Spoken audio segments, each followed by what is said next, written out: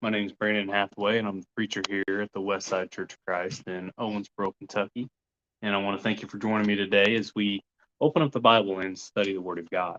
Appreciate everybody who continues to follow along as we go through chapter a day and have a talk about one or two or three or other verses. We're in 2 Timothy chapter 2. If you're following along, 2 Timothy chapter 2. And I'm going to bring up verse 2. Kids are getting ready to leave. 2 Timothy 2 and verse 2. It says, "The things which you have heard from me in the presence of many witnesses, entrust these to faithful men who will be able to teach others also." And so I choose this verse because I believe it's a wonderful reminder to us that we are to teach what has been taught to us to others to teach to others, right? It's not something that we keep to ourselves because eventually, one day or another, you are going to be gone.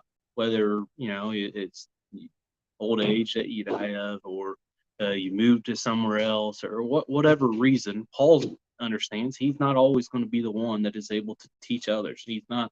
He taught Timothy and he taught Titus, and but he's not able to continue to do that forever. He's not here today making more preachers for us today and sending them to different destinations and leaving them where he believes they need to be so that they can help the work there. He's not here doing that today. And so therefore he had to entrust Timothy to start teaching others. And then as Timothy is doing that, he's telling Timothy to teach others to go forth and teach it also. And so, this is the example, an example that we have in the Word of God of how preachers or the new teachers are to be made. It is simply teaching each other to teach. It's we start off, yes, trying to teach others to just obey the gospel and to be faithful, to know right from wrong, but it also comes to that point that we have to be willing to push them to teach also. We have to, unless there come a time where we don't have those who are going to step up and lead and teach and present the word of God to others. This is the one thing we're starting to go through the book of Judges in the young adult class here at Westside. And, I've already pointed out to them is one of the continuous things that you see, and it's basically brought up at the very beginning within chapter 1 and chapter 2, that when there is a good leader for the children of Israel, they are faithful to God. They have a someone to follow. When Joshua was alive, they were faithful, and the elders who were alive when Joshua was leading, that lived after he had died, they were faithful.